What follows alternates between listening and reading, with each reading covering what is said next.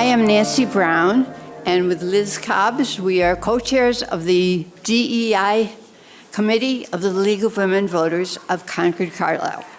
And we are delighted to welcome all of you in person and on Zoom to Concord and Carlisle, our communities, through a diversity, equity, and inclusion lens. At the outset, we would like to acknowledge that the land we live, work, learn, and commune on is the original homeland of the Muscataquid people. We acknowledge the painful history of genocide and forced removal from this land, and we honor and respect the many diverse Indigenous peoples still connected to the land on which we gather. Tonight, we start the first of this four-part series. This evening's discussion will focus on the history of Indigenous people and African Americans in Concord and Carlisle. The second and third session will address education and housing. The final session will be a recap and interactive conversation about where we go from here. And we hope to see all of you at all of these sessions. Before we get started, there are a few logistical details to share with you. Please note that the next section will be here at the Concord Library, and the last two at Tricon at 54 Walden Street in Concord.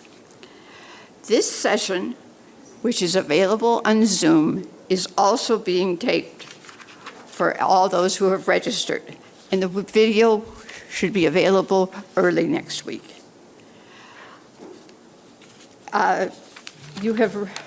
Have we received a survey sheet or online? You will have a link shared, and we want to get your thoughts about the program.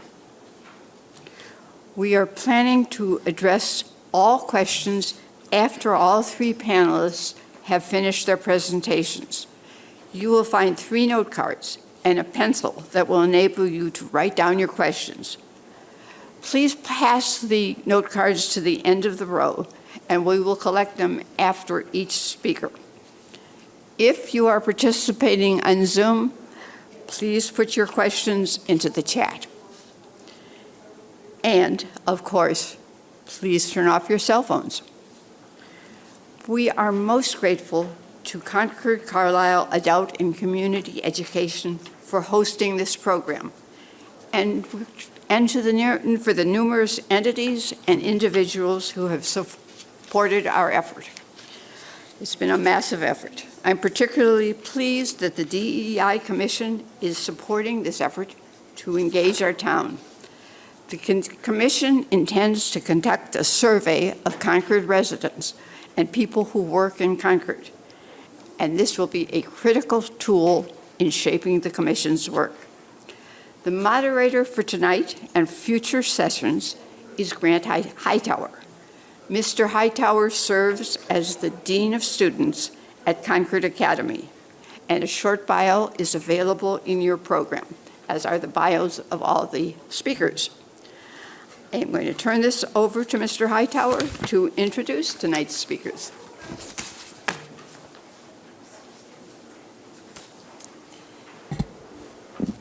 All right, good evening, good evening. Wonderful people of Concord, how are y'all doing? All right, now it's beautiful to have everybody out here. I've been hearing, in the crowd how elated folks have been to finally be back in person. So thank you all for braving, perhaps the elements per se. We have still people who are dealing with some of the afflictions of COVID. So thank you all for stepping out and being courageous to step into a courageous space to speak about some things that for some folks are very difficult to face and encounter. I want to thank the League for allowing me to be the moderator for the next few seminars. I'm humbled to be a part of your community for the first time, and like I said before, or like was stated before, I'm the Dean of Students across the street at Concord Academy, so if you ever need anything from me, feel free to stop at 166 Main Street. You can come find me, all right? So let's get started. I want to introduce our 3 panelists. First, Professor Robert A. Gross. Robert A. Gross is the James L. and Shirley A. Draper Professor of Early American History, Emeritus at the University of Connecticut. A specialist in the social and cultural history of the United States from the Revolution to the Civil War, Gross focuses particularly on New England.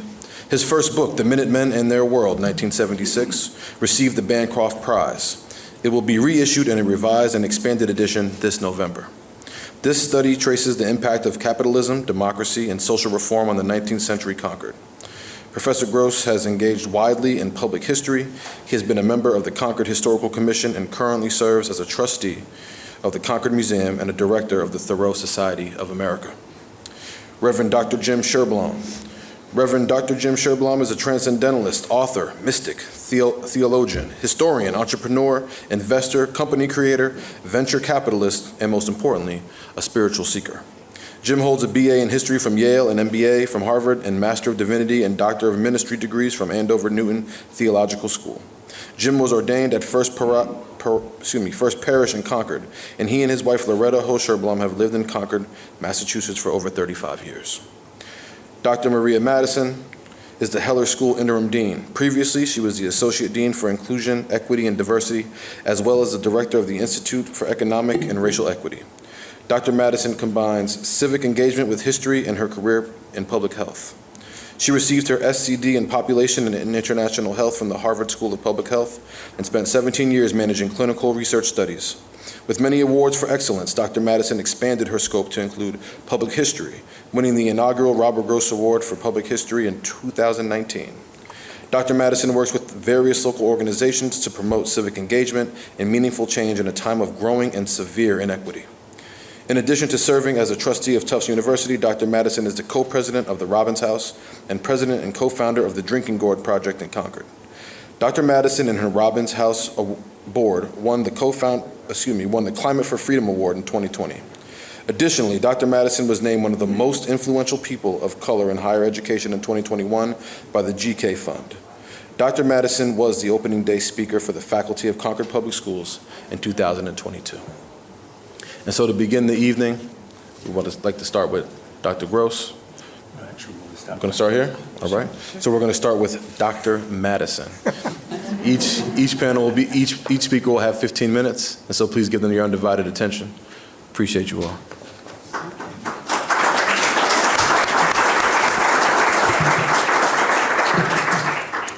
Thank you. This is an extreme honor, especially to be seated next to Dr. Gross, for whom I was humbled to receive the inaugural Bob Gross Award, especially from an esteemed extraordinary historian to a non-historian.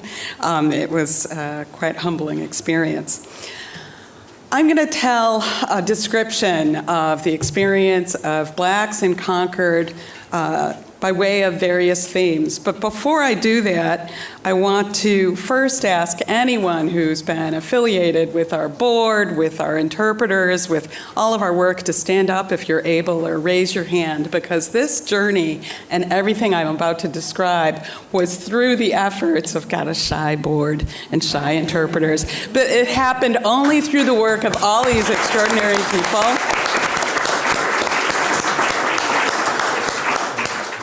It's a community-wide effort, and we're humbled to be on this journey together. I want to thank also the League of Women Voters for creating this critically important series, especially as we find ourselves, once again and always perhaps, considering rage and existential threats, challenging our rights to vote, our rights to freedom, and our rights to well-being, and all that that entails. So I've centered this talk based on a theme that we picked up a decade ago at the Robbins House, the Pathways to Independence. We chose that theme because we were able to move the Robbins House across poetically from the North Bridge, where of course we all know what pathways to independence were occurring on the North Bridge. So my talk is going to be around the pathways to independence, but in 4 chapters, if you will. The first one is love stories of the earliest Black residents of Concord, especially in the earliest Concord Black communities, and introducing the Robbins House. The second and third are as if you had walked into the Robbins House and we were giving you a tour, which our tour guides would be much better at doing this than myself. They do it weekly and regularly. But on the left half of the house, is a story of a pathway to independence on labor and land ownership. On the right side of the house are stories of pathways to independence through education and social justice. What you don't see in this photo is our latest addition to the theme of pathways to independence, and I'll add independence and equity, which is a sugar plantation bell, which we've just installed to the left of the house. So my 4 themes for this talk around pathways to independence are love stories, labor and land ownership, education and social justice, as well as from independence to equity. I'll start with the love stories. Never numbering more than 1% to 3% of the population, some of the earliest recorded presence of Blacks in Concord come to us by way of bills of sale, probate inventories, the census listing slaves numbering between 10 and 20 or so individuals across almost as many families.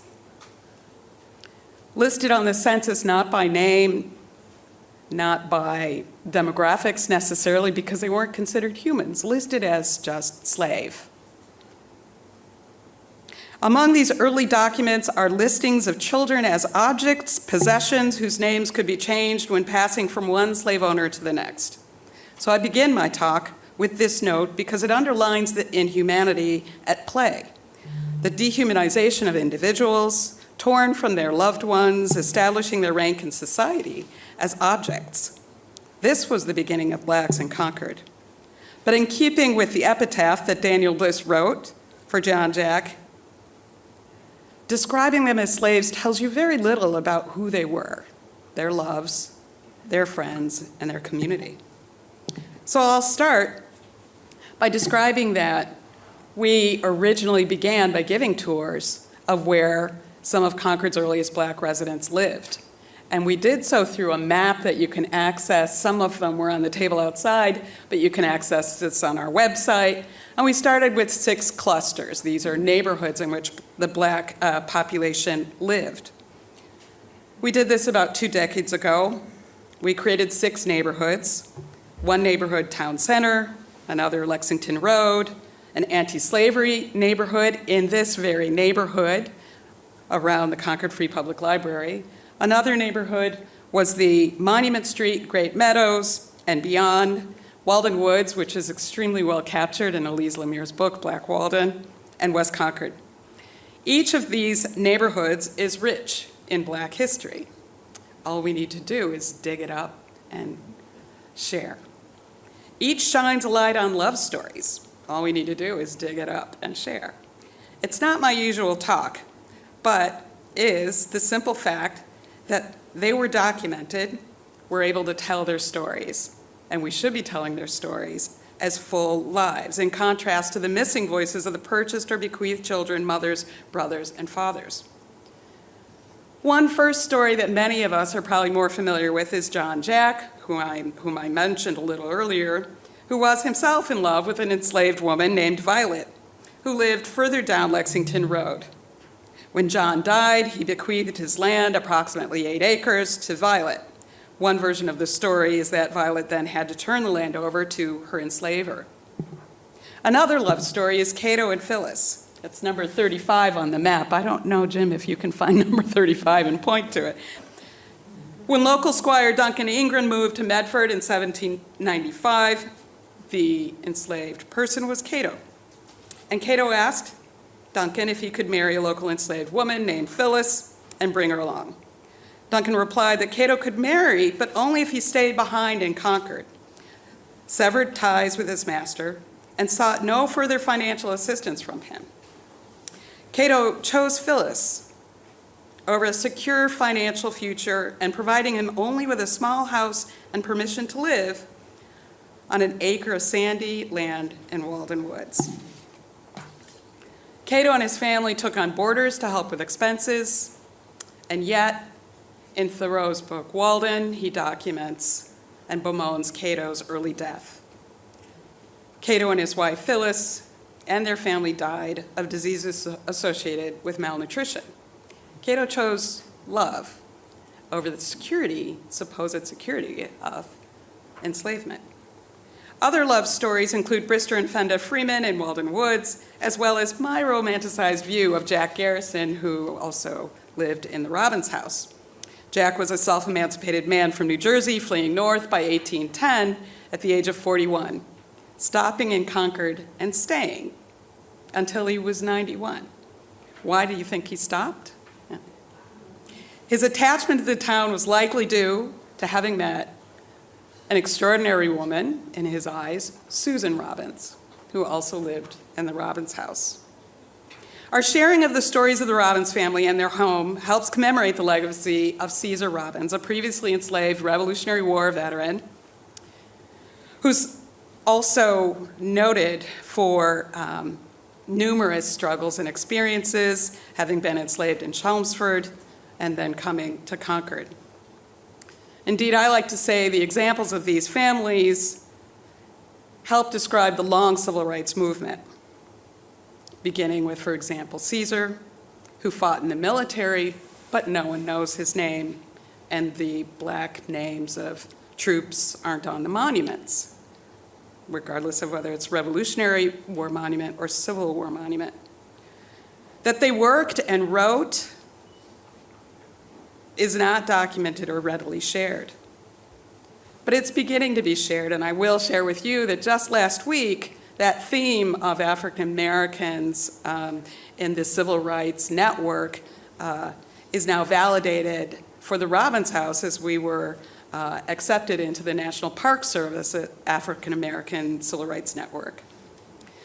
Caesar's love stories came later in life, marrying twice after being enslaved and after serving in the military, and upon settling in Concord. By 1790, Caesar was farming and living on a small plot of land in Concord owned by Humphrey Barrett. Caesar married twice, including to a relative, we believe, of Liddy Bay, an Indian woman so considered, notes Thoreau on November 26, 1860. Caesar had 6 children, including 2 who moved into the Robbins house the year after his death in 1822. I'll move to pathways of independence through labor and land ownership represented through the house. Peter Robbins purchased the Robbins house and land for $260, probably around the age of 31, at a time where people were earning 76 cents a day. And I think that $260 in contemporary value is about $6,000. His wife, Fatima Oliver, lived in the west half of the house, and he was required to have his sister, Susan, and her husband, Jack Garrison, whom I've previously mentioned, live in the other half of the house where they raised several children. Peter Robbins is described as the big burly son of Caesar Robbins. Peter worked as a farmer and a seasonal laborer, selling timber from the trees on his land and the rye and cranberries he grew. Peter married Fatima in 1824. They lived together until 1831, only 7 years. Peter then moved with his wife's relative, Almira Davis, to a nearby farm where he and his wife's cousin had 13 children. That's another story for another time. Deeply in debt from mortgaging 2 farms, by 1835, Peter lost all his property to his creditors, but he soon leased it back, becoming a tenant farmer.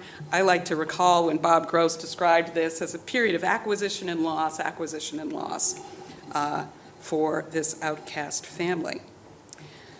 Deeply in debt, he becomes a tenant farmer, and he then is divorced from his first wife in 1837 as she took advantage of the newly passed law that allowed women to divorce their husbands, and she's allowed to stay in that half of the house. The last African descendant to inhabit the house was another Peter, Peter Hutchinson, who occupied the Robbins house with his wife, children, and grandson. Thoreau makes note of Peter Hutchinson in at least 4 of his journal entries from 1856 through 1859, giving hints of what life was like for this black family.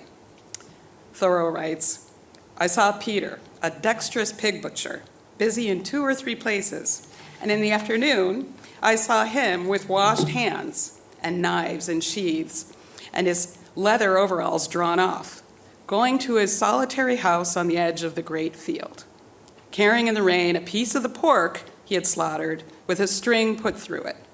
Often he carries home the head which is less prized, taking his pay thus in kind, and these supplies do not come amiss to his outcast family, Thoreau writes. So the breadcrumbs we learn of their lives, their three-dimensional humanity described by Thoreau, are that Peter was going to his solitary house on the edge of the great field, that he's taking home a pig's head, less prized, but equally precious for Peter and his family, and that Thoreau writes that they were an outcast family. In the winter of 1870 to 71, in the winter of 1870 to 71, the house was moved to 324 Bedford Street, where it became a home for another outcast community, the Irish.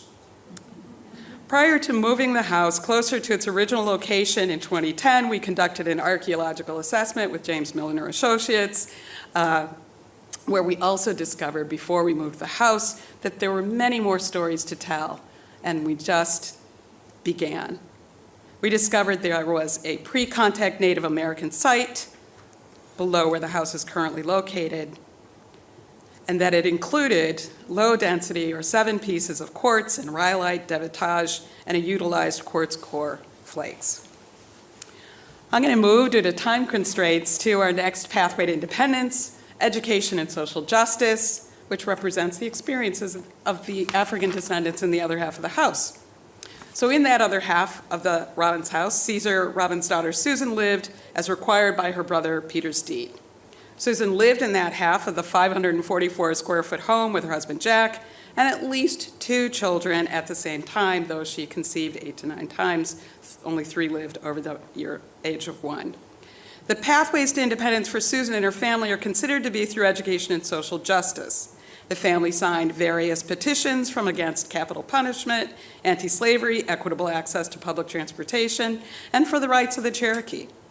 Susan was even an original member of the Concord Female Anti-Slavery Society, founded in 1837.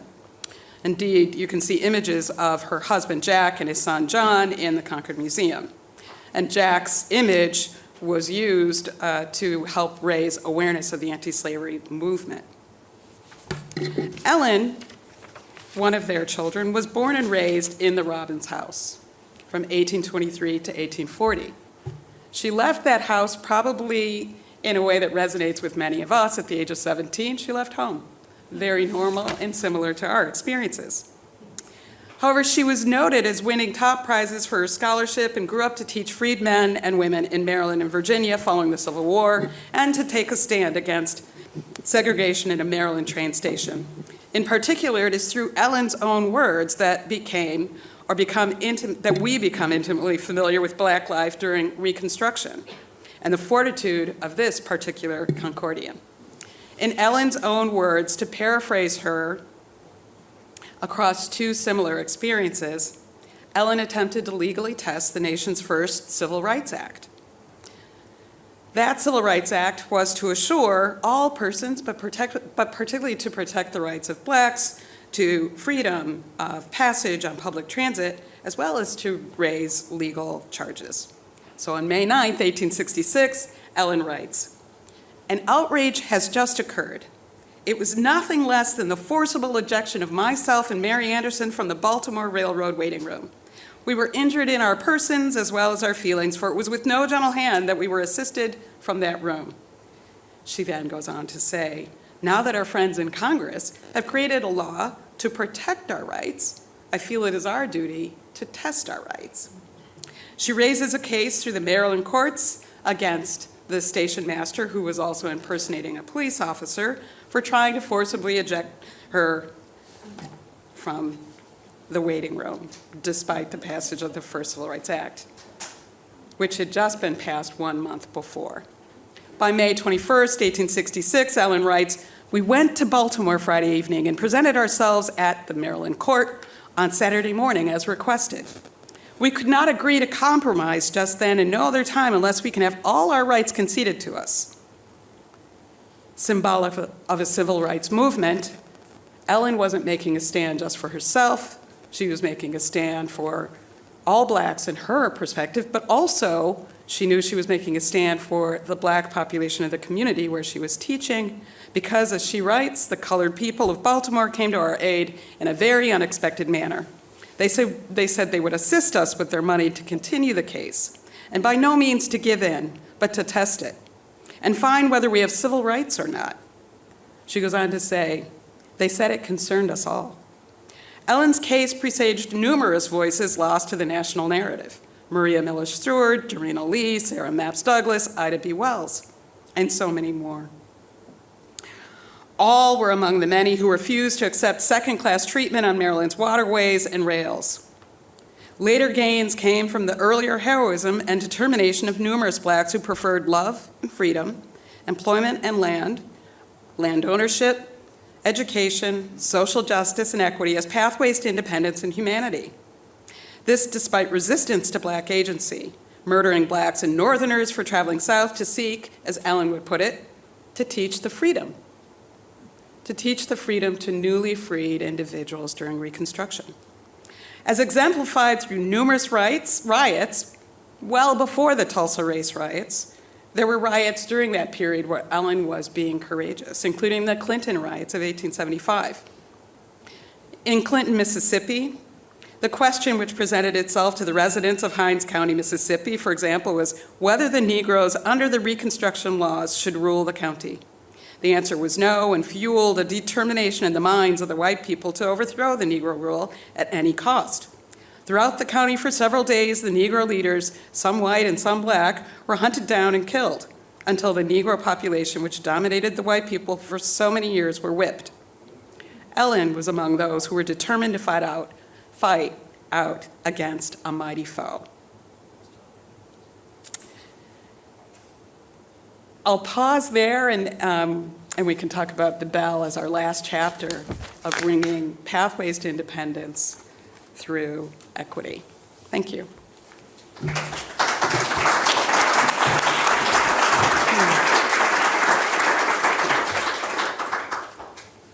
Good evening. I'd like to begin by centering our hearts along with the Musquetequid Nipmunks, whose homeland was here for over 10,000 years, and the Massachusetts tribal people and all the Algonquin peoples who believe their God bestowed this land upon them for all time. My remarks this evening are based on my research for my upcoming book entitled Concordians, from before 1620 to 2020. But let me tell you a remarkable story of death, disease, displacement, and enslavement. Our story begins about 50,000 years ago in Africa, when there were less than 10 million human beings on the planet. But for purposes of this evening, I'm going to skip forward to just over 400 years ago. The human population had exploded to over 250 million people, spread across the planet with wildly different ways of living and various cultural adaptations and different disease burdens. Over 200 million people lived on the Euro-Asian landmass, having domesticated horses, camels, oxen, cows, sheep, and dogs. Having developed metallurgy for both weapons and farming, they were plagued by infectious diseases like smallpox, measles, cholera, and tuberculosis. Women tended to have many children, and if most did not die in childbirth or childhood, unfortunately most did, but if you managed to avoid that, their population could grow 25 times faster than hunter-gathering populations, which tended to have few children but little disease. England was in turmoil, religious turmoil, with Henry VIII having split from the Roman Catholic Church. Wars between Catholics and Protestants were ongoing. In 1603, King James ascended the English throne to enforce religious orthodoxy and force the Puritans and other non-conforming Christians to either conform or abandon England altogether. In 1600, the Massachusetts tribe numbered about 100,000 people, living within 20 miles of the northeastern shore of Turtle Island, what we call the Americas. But then the French and English explorers came in 1602, 1603, and 1605. The English ships were incubators of infectious diseases, and indigenous people began to die, sometimes leaving whole villages as abandoned ghost towns. It is estimated that the Massachusetts death rate was as high as 90% in many of those towns. Nana Pashamet of Mystique was supreme sachem of the Massachusetts tribe. But when he died in battle in 1919, his sons were not yet grown, so they couldn't take leadership positions. They hadn't come to maturity. And so his wife, whose name we do not know, but we do know her title, which was signed in these agreements, as Sunsqua of Mystique, the diplomatic leader of the Massachusetts people for the next 40 years. As Sunsqua with her stepson Wabin serving as translator, she agreed in 1630 for John Winthrop to settle the Mass Bay colony on the site of former Indigenous village of Shawmut in return for a mutual defense treaty against the French and Abenaki who killed her husband. Her name shows up in many of the early treaties in the whole of the Massachusetts tribe. When smallpox epidemics broke out, as they did in 1616 and 1633, she moved her immediate family to the Musketaquid River Valley, homeland of the Musketaquid Nipmunks, who were a sub-tribe owing her allegiance. In 1600, the Musketaquid Nipmunks are estimated to have numbered about 15,000 people, but by 1635, their numbers had been reduced by well over 90%. They were a remnant. Tehadawan was their leader, and along with his son and heir, John Tehadawan, and his daughter Tassoon, he welcomed the English settlers as his best defense against the Mohawks, who had allied with the French. So it was Tehadawan and Sunsqua of Mystique who encouraged Reverend Peter Buckley and Major Simon Willard to settle on their homeland. Not all Indigenous leaders accepted these settlers. The famous, strong, once mighty Pequot tribe down in Connecticut decided that they needed to take a stand, but they had also been decimated by smallpox. So they fought back and were wiped out, brutally slaughtered. Their whole village circled in and then set on fire, with them shooting any children or women who tried to escape the village. In 1636, the year that they settled here in Concord, the ship Desire sailed from Marblehead Harbor with 17 Pequot prisoners of war to be sold in Bermuda. When the ship Desire returned to Salem Harbor 18 months later, it brought to Boston slaves of African descent and commenced New England's trade in human beings. This started right from the very beginning. Americans have long celebrated the 1620 intrepid pilgrims of the Mayflower, and well we should in many regards. In 1647, Samuel Vassall, the largest slave trader in the Mass Bay colony, decided to name his slave ship Mayflower and sent it from London to the west coast of Africa, where it traded English goods for 352 captured Africans, which were taken to Barbados to be sold into slavery in what was emerging as a brutal slave economy. In the following decades, Jamaica would emerge as England's richest and most exploitive colony, generating more wealth for England than all the mainland American colonies put together. And Concord and Jamaica, though we don't often tell the story, would become codependent. The brutality of this triangle trade is difficult for us to comprehend today. Of a 40-person crew of young New England men serving on these slaving vessels, often 30 would die within 2 years through disease, violence, or suicide. And it was far worse for their enslaved cargo. They were fitted with manacles and waste tubs and packed in, sometimes up to 700 packed together in crawl spaces below deck that were not even 4 feet high. Death rates could be as high as 30% in any given voyage. Revolts broke out among the traumatized crewmen on about 1 out of every 8 voyages. The enslaved Africans often looked like zombies upon arrival in Jamaica. This was hell for both the enslaved and for their masters. By 1675, English colonists in New England had grown to 120,000 people, of whom 16,000 were battle-hardened militia, while the indigenous people had shrunk to a few tens of thousands. Major Daniel Gookin and Reverend John Eliot, with the help of Major Simon Willard of Concord and Sunsqua of Mystique's stepson Thomas Wabin, consolidated most of the indigenous Christians, which was about 20% of the surviving indigenous people in this area, consolidated them onto 14 praying Indian reservations, with most of the Musketaquid Nipmunks gathered at Neshoba and most of the Massachusetts people at Natick. When war broke out between land-hungry Plymouth Plantation and Metacom, what the colonists called King Philip, supreme sachem of the Wampanoag, allied with his sister-in-law, Weetamoo, Sunsqua of the Pocasset, many colonists saw this as an opportunity to clear the land of the remaining indigenous people. There were 58 people, mostly women and children, left living at Neshoba at this point, mostly descendants of Tehadawan. John Hoare, Concord's most prominent lawyer at the time and friend of the indigenous, brought them at his own expense into a stockade at his home in Concord to ensure their safety. In February 1676, Captain Samuel Mosley arrived with a warrant from the colonial legislature to arrest these remaining Muscataquid Nipmunks to be imprisoned on Deer Island in Boston Harbor until the war was over. Concord Town Meeting debated it seriously and voted to honor this warrant. So many of the last Muscataquid Nipmunks died in captivity or were sold into Caribbean slavery, with only a small remnant surviving. During King Philip's War, 600 settlers were killed, 500 houses burned, and 12 colonial towns destroyed. But tens of thousands of Indigenous, many of whom who had been loyal to the English from the time they first welcomed them and were Christians, died and were sold into slavery.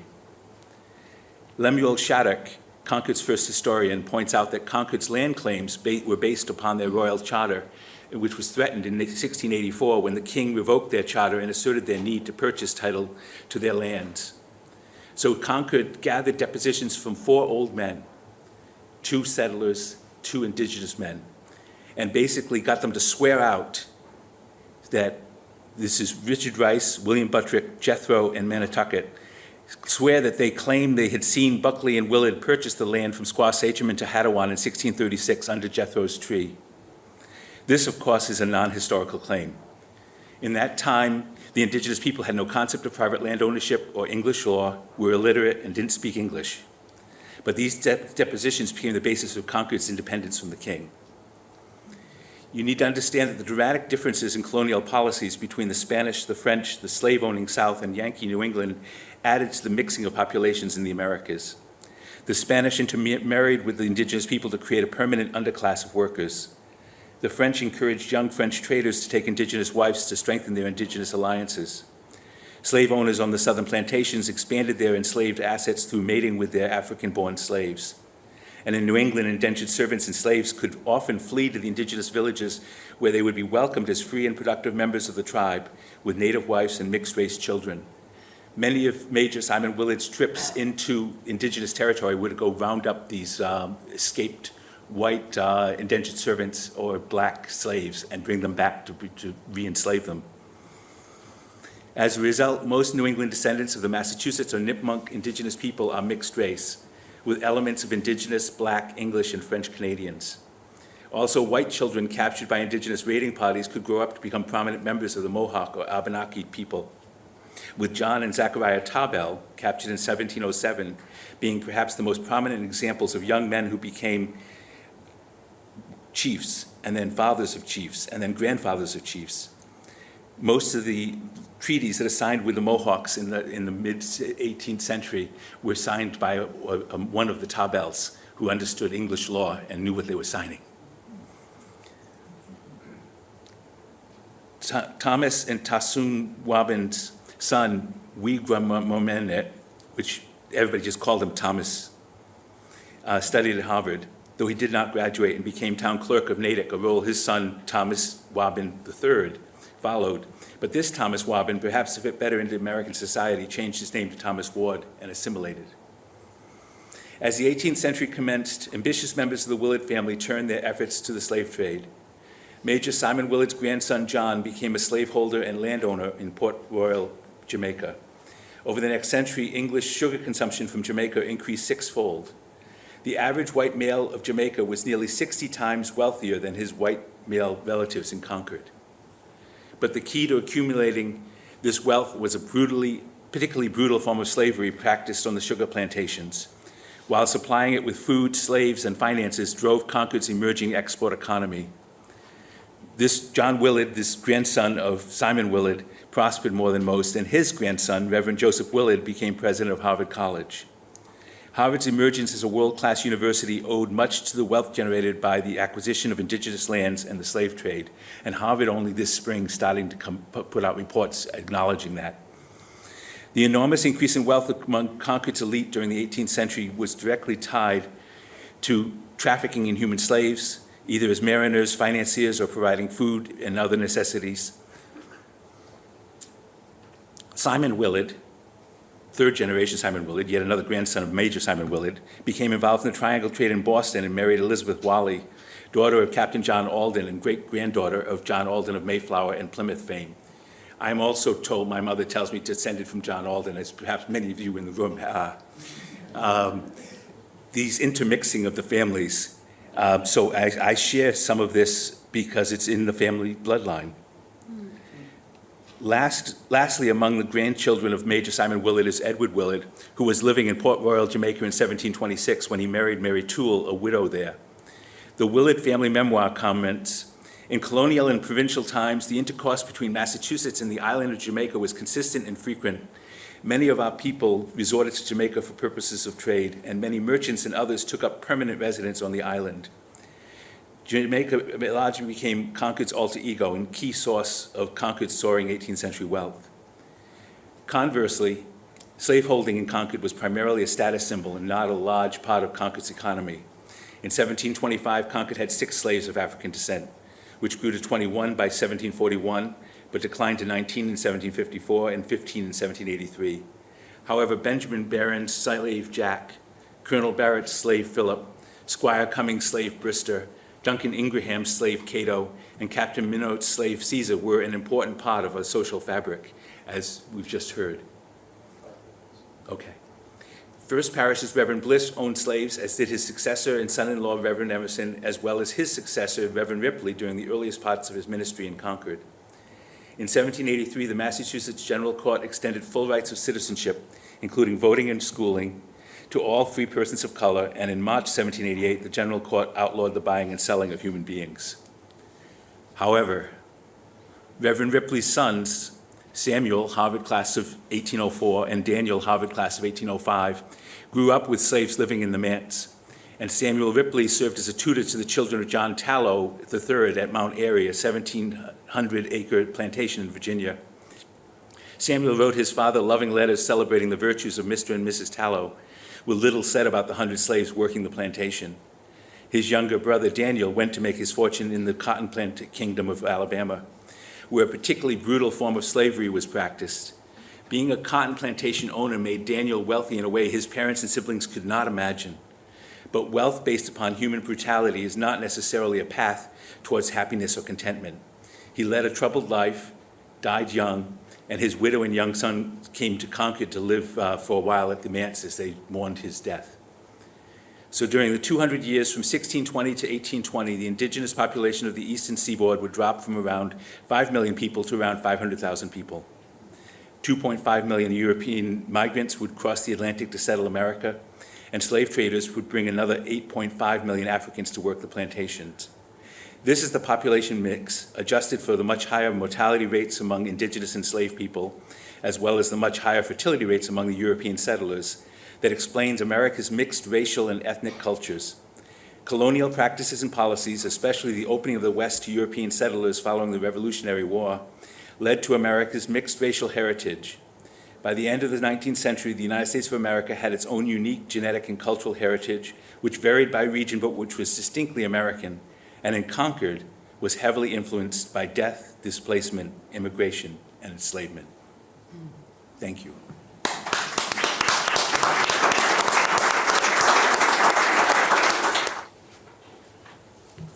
Well, thank you, and I'm used to people fleeing the room when I get up at the podium.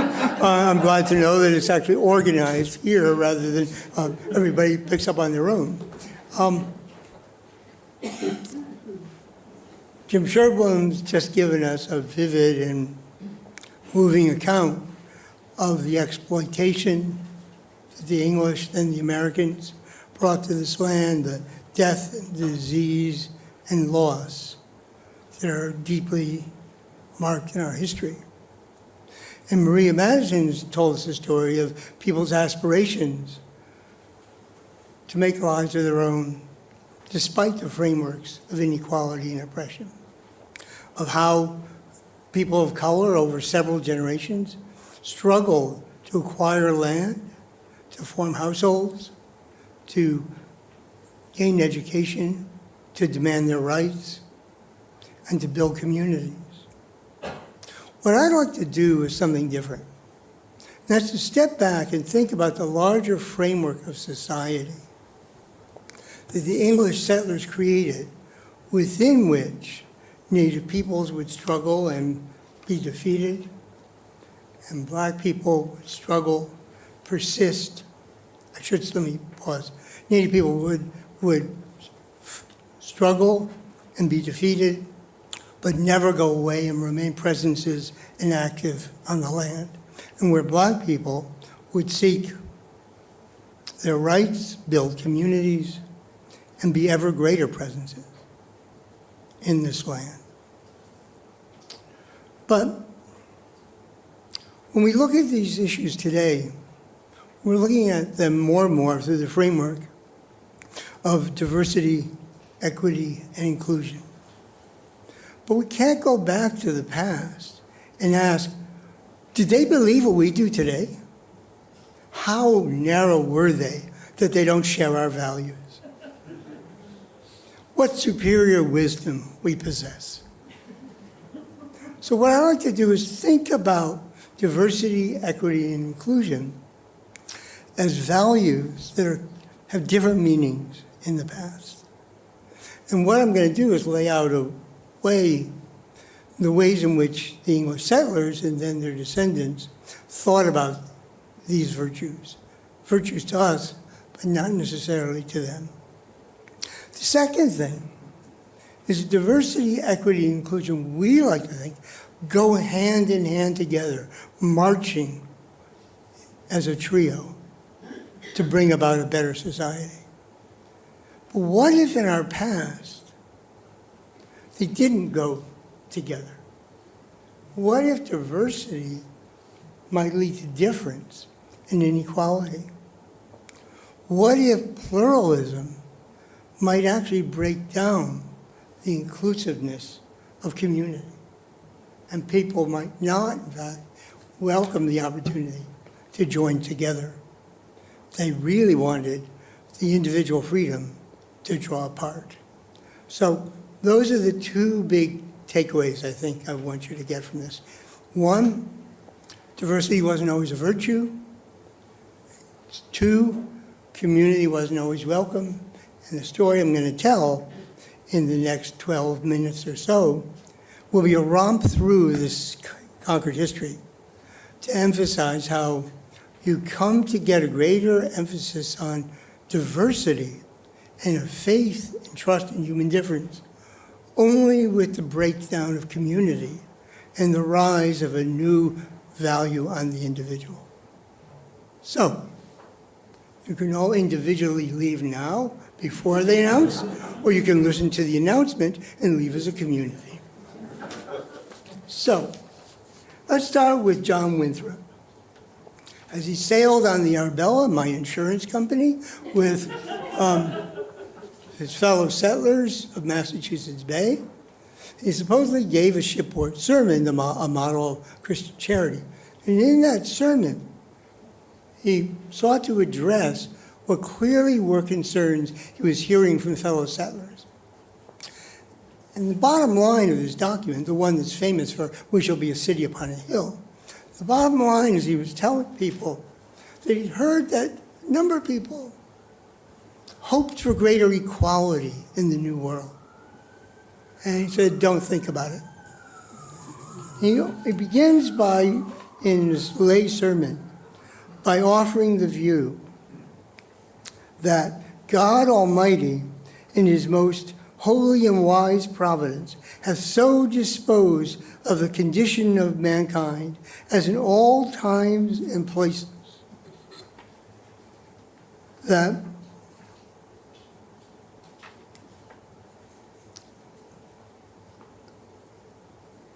He's disposed of the condition of mankind as in all times some must be rich, some poor, some high and eminent in power and dignity, others mean and in submission. For Winthrop, inequality and difference formed the order of creation. They were the divine design for humanity and intended for our own good.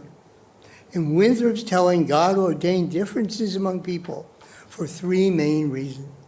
First, to show his power and creativity in making so many differences among humankind and in the animal and vegetable creation. He was a divine artist and needed to show off. Second, is that God wanted opportunities to show his power and his benevolence in ordering how his creation would act towards one another, so that God's design would be proven by his restraining the rich from eating up the substance of the poor. And he would equally show his wisdom and preventing the poor from rising up in rebellion against the rich. This worked out well, especially if you were a governor. And third of all, most crucially for my purposes, what Winthrop emphasized is that God created differences among humankind so that people had to depend upon one another to get by. Difference and inequality were the condition of interdependence, and interdependence made for community. So the key thing here is diversity was a good thing if it was difference within a hierarchy of inequality. Nobody was thinking about difference as, what are the different ways we can be human? Let's value them. They were valued within the New England community in a place like Concord. So from that perspective, we can see that the founders of Concord, the English founders, sought to create a community that would be inclusive and that would be just, but would be founded on hierarchy. How do they do it? How do they decide who would belong and who wouldn't? They decided who would belong, first of all, by the first settlers who came together, and then their children, and their children after them would be inhabitants of the town. But if you were or the spouses who moved in. But if you were a stranger, stranger meant not an inhabitant. If you were a stranger, you would settle, you could be admitted to Concord if you formally applied to be an inhabitant. Town meeting would vote on whether to accept you or not. Well, and this was actually a key way to build a community. What if you needed a miller? What if you needed a blacksmith? You would try to recruit them and offer them the privileges of being inhabitants with the rights and the duties of all others. So this was a normal way in the 17th century by which townships governed themselves. And a key aspect is that this was, in fact, inclusive. You've got town meeting government with selectmen and other officials, locally chosen. You have the ideal one town, one church. Remember, this is the Puritan church, which the church members have to prove that they've experienced divine grace and belong among the saints. Everybody else, the sinners, the unregenerate, had to pay taxes for the minister and for the upkeep of the meeting house, and were required to attend Sabbath worship, but they were the parish, and they did not rule. And in fact, to vote in colony elections, you had to have been born again and be admitted as a saint, so you could vote for the officers of the Massachusetts Commonwealth. There's a town meeting government, a religious establishment. Add to this a militia, which able-bodied men from 16 to 60 were expected to train several times a year. And finally, schools supported by taxes for every child in town. So there you have an inclusive world. And the question becomes, how do you deal with people who are unlike yourselves? John Winthrop's diversity encompassed differences among people in occupation and social class, political status. But that was about it. Puritans loathed the diversity that they associated with religious diversity. That was not welcome at all. And if you were white or black or native, didn't matter. You were not welcome. When the first Quakers arrived in Boston to proselytize, the magistrates of Boston expelled them. When the Quakers were persistent and showed up again, the magistrates retaliated and hanged a few. So diversity was anathema, and it would come to Massachusetts Bay, as the acceptance of diversity would come to Massachusetts Bay, only with the end of the Royal Charter, when the king establishes governance and the Church of England had to be accepted.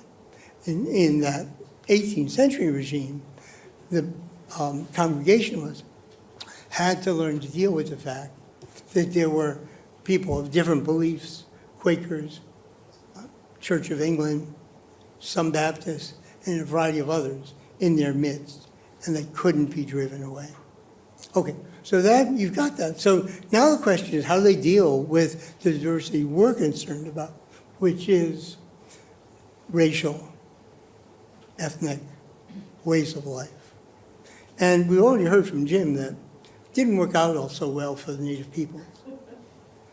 But we might emphasize that for a generation after the Pequot War, a number of English communities managed to coexist with Native peoples for a generation, and to do so in ways that could involve transactions of land that weren't always theft.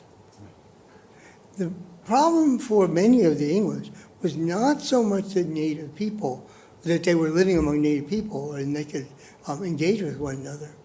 It was some of the Native peoples insisted on their own sovereignty. It was their collective power that mattered. They were not eager to surrender that to Massachusetts Bay.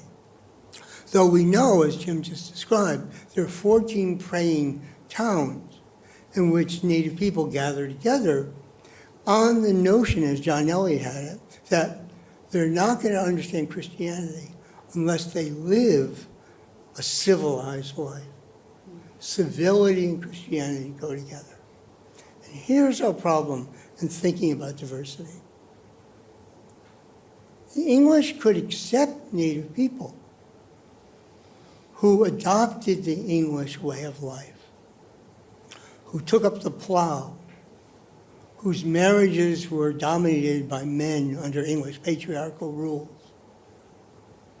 who lived increasingly like the English. Do we view this as an acceptance of diversity? Or do we view it the way Abraham Kenty would suggest, that when you view other people as lesser, and accept them only if they embrace your way of life, you're engaged in what he would call inclusionary racism. If you view people as, no, sorry, I'm racial violence, you don't even get to be a candidate to be a would-be Yankee. That's it. That's exclusionary racism. So the question is whether we want to accept Kenty's judgment or not. That's a matter of we can debate. But clearly it becomes the case that both with Africans and with Native people, the English and then the New Englanders accept difference only insofar as it conforms to their way of life. So we jump to the 18th century. Well, let me add one other thing. Let's tie together the ways in which the 17th century English dealt with both Africans and Native people. One reason in the 17th century that the English were pressing ever more greedily and aggressively on native lands is that they needed the land to grow the crops and raise the livestock that they were exporting to Barbados and Jamaica. So that together, the slave economy that was rising in the Caribbean and the press on native lands in New England were linked in, we might not any longer want to say triangular trade. We might want to say the duopoly of exploitation of natives. And crucially, in Boston and Concord, people could ignore the fact that their economy was bound up with slavery because so few Africans were actually enslaved in New England. That is to say, the New Englanders outsourced slavery to the islands so that they could profit on the Concord farms, raising pork and beef and elsewhere and other commodities. And in that setting,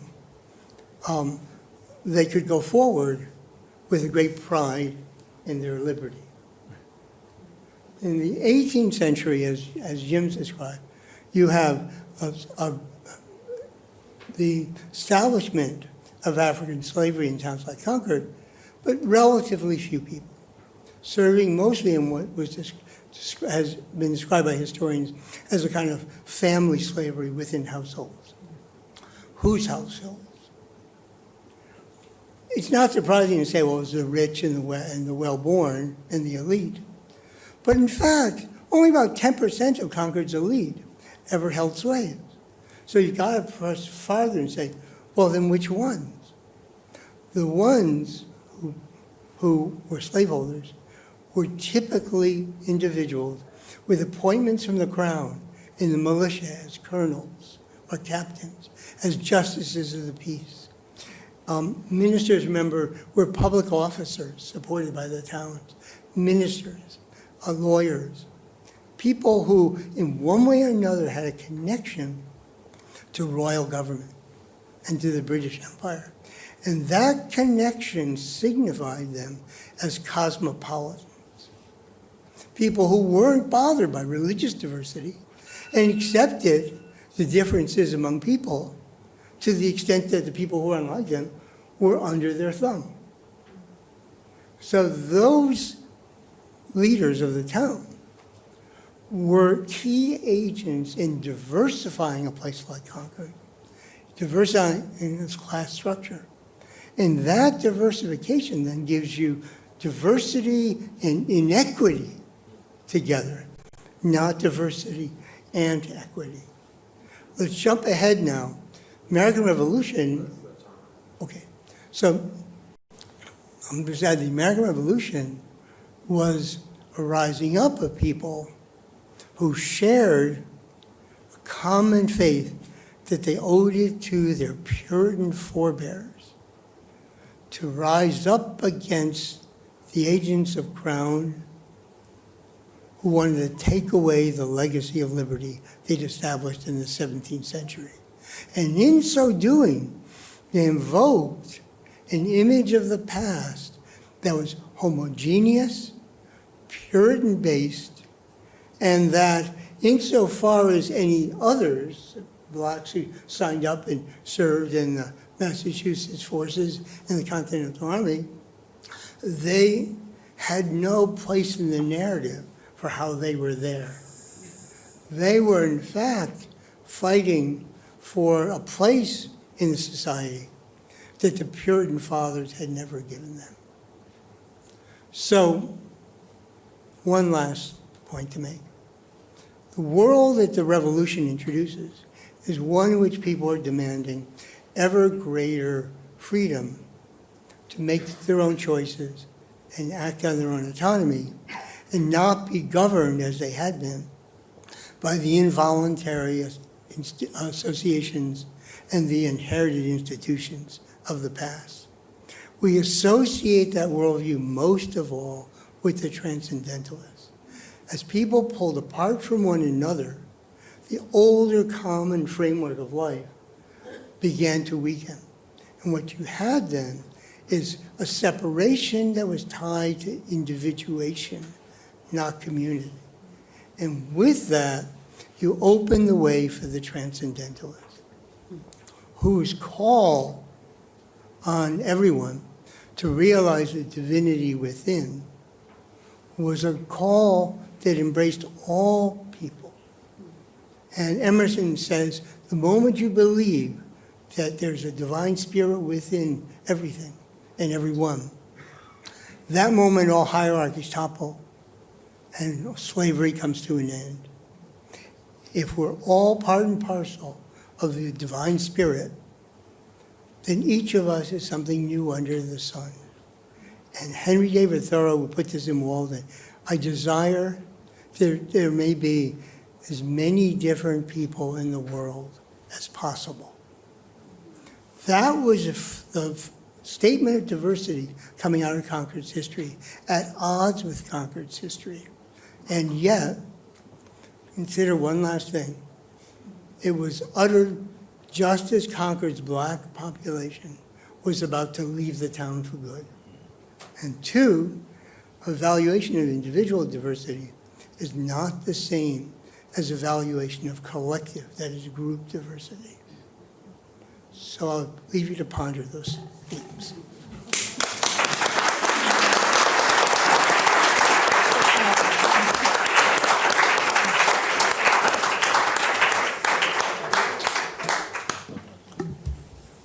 So what we just witnessed was deeply introspective research,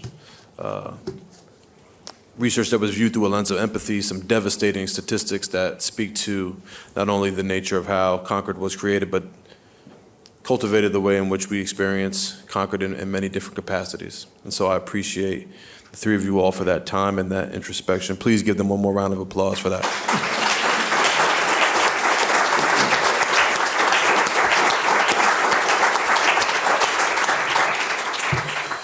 And so I think that as we're going around picking up some questions, I just wanted to start off with Dr. Madison quickly.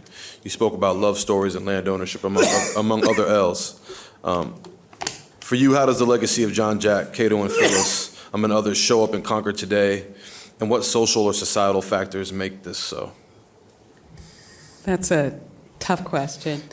Honestly, probably 50% of Concord's black residents are in this room. I know that's a bit of an exaggeration. I think 3% of the population are noted to be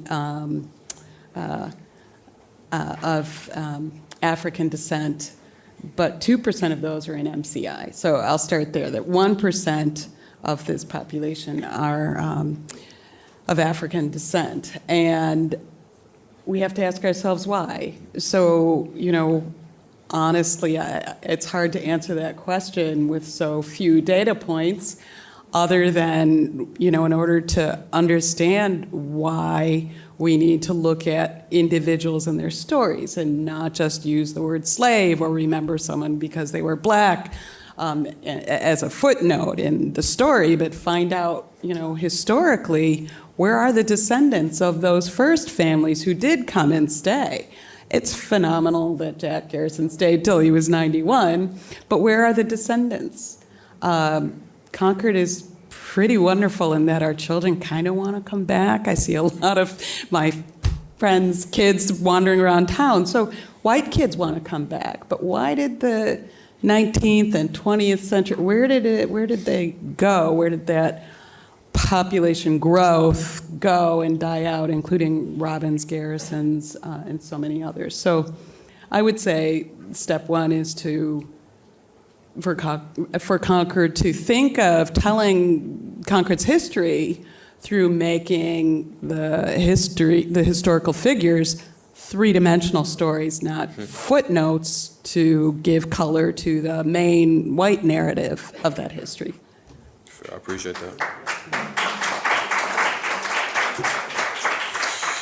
Reverend Doctor, you spoke deeply about the changing demographics and the way that folks kind of moved in and out of assimilation and trying to find their own way.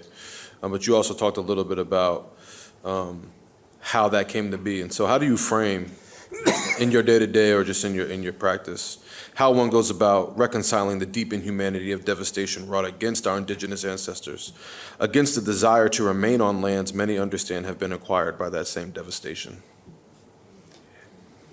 I think it's a question of what can we do?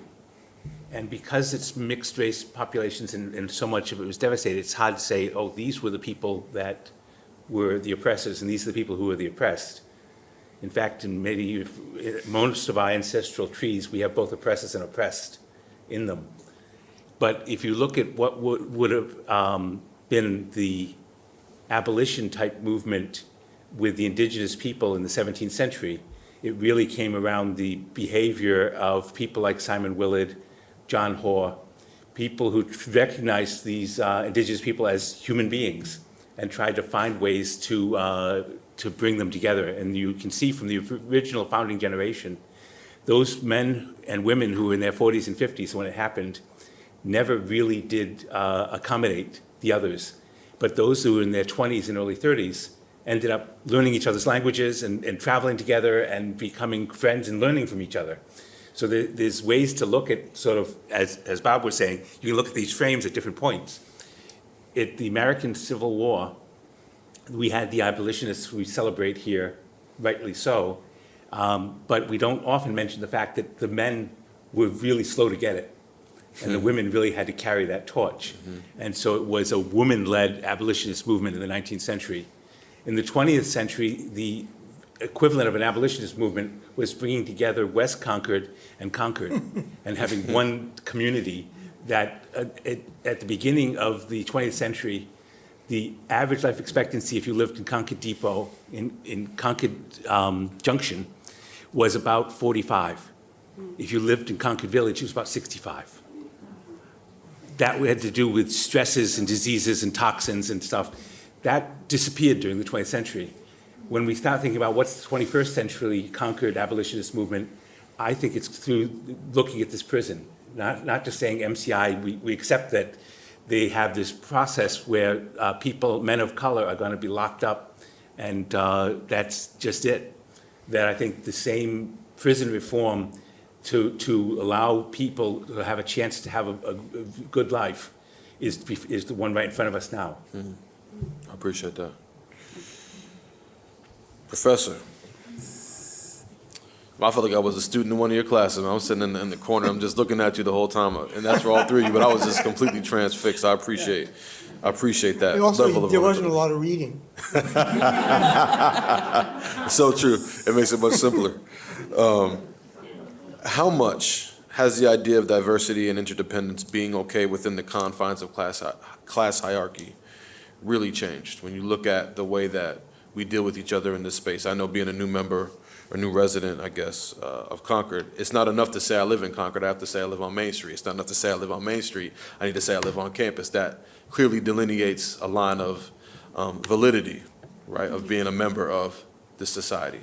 So from your point of view and your perspective and the research that you presented and just what you understand about that, how much has the idea of diversity, as long as it's within the confines of a class system, really changed? That's a great question. I think that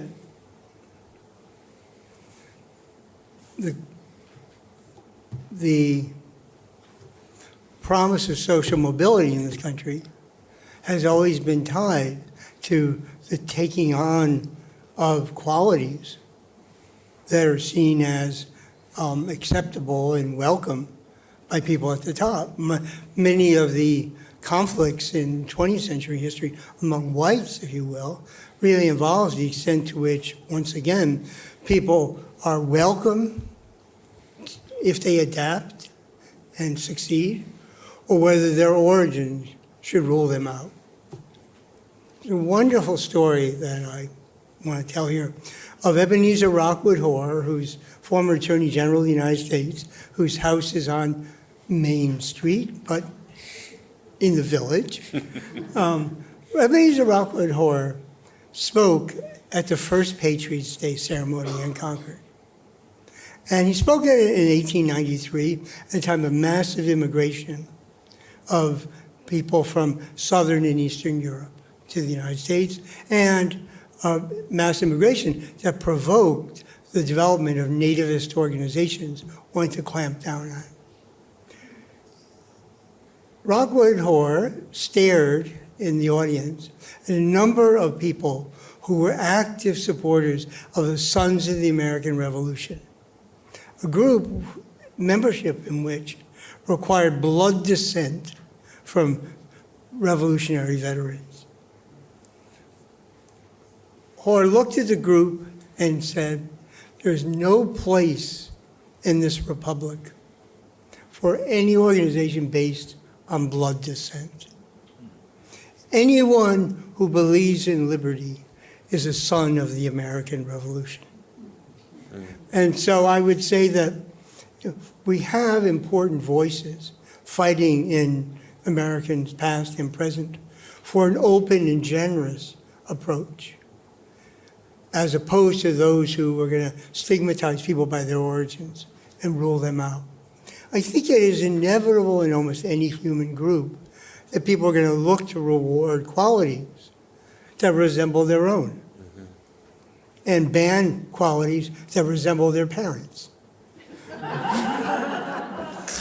But more seriously, it would seem to me, I don't see how we can imagine any society ruled by one group of people, democratically or not, who now have newcomers arrive who don't. It would be wonderful if that was always followed by, show us what you have, we welcome your gifts. But it would also be unrealistic to imagine that everybody would do that, or for that matter, that everybody has the privilege to do that. I appreciate that. All right, so we'll open it up to questions. Got some cards? For Dr. Madison, you described Ellen Garrison and her testing of the Civil Rights Act of 1866. Would you say a little bit about the personal courage it took for her to do that, and also the social significance of that challenge in the context of Reconstruction? Absolutely. I think, thank you for asking that question.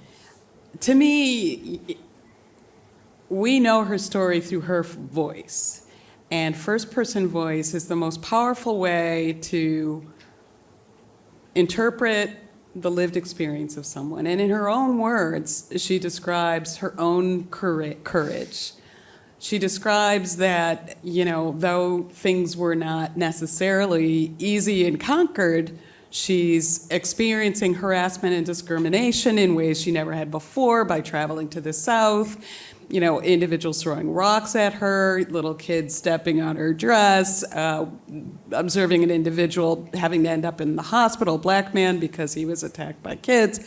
So she begins to describe in her own voice that, wait a minute, born and raised in Concord, I'm going to the South, I'm beginning to feel uncomfortable. Her house is where she's living as a northern black teacher teaching in the South. Where she's living, her home is burned. And she writes how that was surprising. So she's experiencing violence, and despite every step of the way of experiencing violence leading up to that, pivotal moment of sitting like everyone is sitting right now, feeling vulnerable just because she's sitting in a train station. Can you raise your hand if you've ever felt vulnerable just sitting in a train station? It was a courageous act, and some of us certainly could. But it was a courageous act for not just a black woman, but a black northern woman in the South, because there were also black community members who were complaining about her as well, that she dared to meddle in this or that issue of discrimination.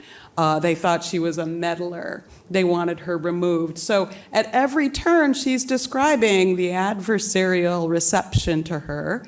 At the same time, she's describing her fortitude and, the love and respect of the families that she was teaching.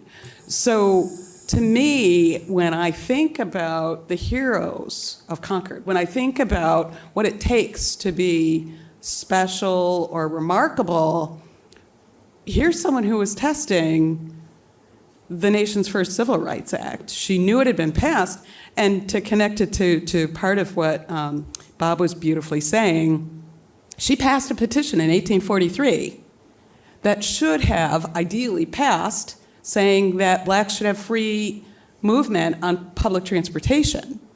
That didn't pass. In 1844, Ralph Waldo Emerson and his wife Lydian signed a similar petition, but they only approved the first two of the articles. The third, they said, no way. The first two were against slavery. They felt slavery was horrible. But number three, similar to Ellen's petition, would have stated, Ralph and his wife Lydia, and said, we don't believe in slavery, but we don't want to sit next to blacks, in public transportation. So that was Ellen's Concord. Ellen's Concord was, these different kinds of racism. Abolish slavery, it's bad, but we don't think blacks are, people we should sit next to. So for me, when I think of heroes, I think here is someone who not only wrote in beautiful prose of her determined nature, she built a movement through working with citizens and tested at her own risk, at the risk of her safety and well-being, the nation's first Civil Rights Act. And then I'll end by saying, I call it the long Civil Rights Movement because after that, after the 14th Amendment, we're at the League of Women Voters. After the 19th Amendment, our voting rights are still being challenged, particularly through racial design, redlining, gerrymandering, every possible way to dilute and diminish the agency and equity of blacks. I'll stop there. Ellen's story also has a happy ending.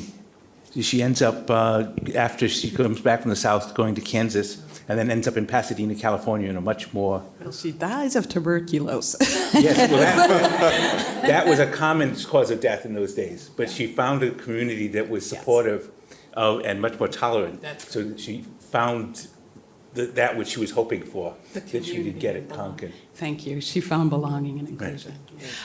This for Jim. Could you say a bit more about the economic links between slavery and Concord through perhaps seamen who manned the ships, financing of the slave trade, production of articles that were used on plantations? Any more details about those links? Because when you said Concord and Jamaica, or Massachusetts and Jamaica, were interdependent, I think that was kind of a wake-up call for all of us. Right. So if you're a young man working as a farmer in Concord, you would have an income for the year of probably $200, $250. If you're a young man who decided to sign up with the militia and go north and fight the French and Indians over that period, you could expect to make 2 to 3 times as much. If you were a young man who instead went to sea, you could expect to make 5 to 10 times as much as long as you survived and the voyage was successful. But if you were a farmer, as Bob indicated, and were producing for this export market, you got paid 5 times as much for the produce that got shipped from Boston to Jamaica as you would get if you had sold it in the streets of Boston. If you were a financier who was funding one of these ships, you could expect to make, again, if the ship didn't go down and get lost so you didn't have people overthrow it, 100% return every year. So the numbers are just astronomically different. And it turns out, if you follow the money, people do truly despicable things when they are very highly compensated for it. And it's very hard to keep your virtue when you've watched the person you went to elementary school with go off to Jamaica and come back, or go to Alabama in the case of the Riley, of Reverend, the youngest son, Daniel Ripley. For him to come back, and his older brother was then the minister in Waltham, and Daniel now was a year younger than Samuel and was worth 20 times as much. And thank you. And this question for Bob. What did Thomas Jefferson, the slaveholder, mean when he wrote that all men are created equal? Well, a lot of books have been written on it. So, I think he meant that all human beings, women as well as men, were created equal. But then you had to deal with the implications of having said that. What would follow from it, we might think logically, is creating a democracy built upon equality of rights and duties. So Jefferson, facing the fact that such a vision ran against the racism around him and his own, had to continuously debate whether people of African descent were equal as human beings to whites.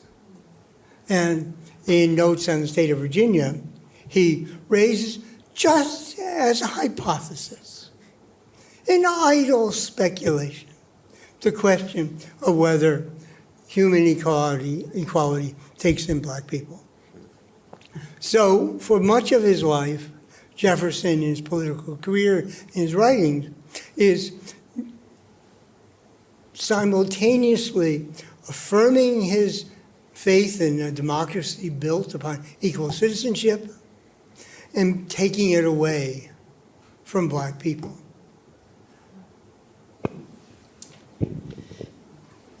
Thanks.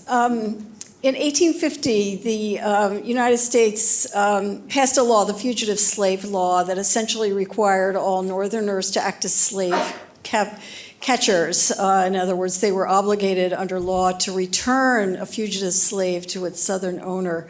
What impact did that legislation have in Concord? Well, one key thing that we should emphasize is that the abolitionist movement in Concord had been driven by women taking around petitions and holding public meetings, having fundraising anti-slavery fairs. But when the Fugitive Slave Act is passed, the emphasis shifts to helping to protect fugitives from being seized and taken back to the South. And when that happens, a lot of the focus is on direct action in the streets, rallies to break into the courthouses where, say, Anthony Burns was held to prevent his rendition to the South. And those were actions that were male-dominated. And so the last decade, it's a funny thing, the last decade before the final breaking out of war between North and South becomes a story of men and far less a story of women. And so, in effect, the Fugitive Slave Law changes the gendered politics that lead up to the Civil War, as well as the racial politics. The other thing is that the fight against the Fugitive Slave Law also heightens a kind of masculine militancy. And it also, and the impact on Concord, is that it's the fight over fugitive slaves is now centering on Boston. And instead of there being a Concord or Lincoln or Sudbury with its own distinct agenda, basically everybody's taking the train newly available into Boston to join in mass rallies. But you could say the abolitionist movement is one of the forces that lead to greater urbanization and centralization and standardization of New England communities, so that everybody's all set for raising the Union flag. There's also in Concord, for those who pay attention to the differences between First Parish and Tricon, a distinction that comes out in this period, where First Parish is dominated by a lot of the wealthier people in town, and they express views like Emerson did, is we want them to be free, but we want them to be free to go to Caribbean or back to Africa or go someplace far away. Whereas Tricon was still dominated with the notion that if we really believe what we're saying about them being equal, we ought to welcome them as our neighbors. So I want to thank our panelists one more time. We're out of time. Give them a round of applause.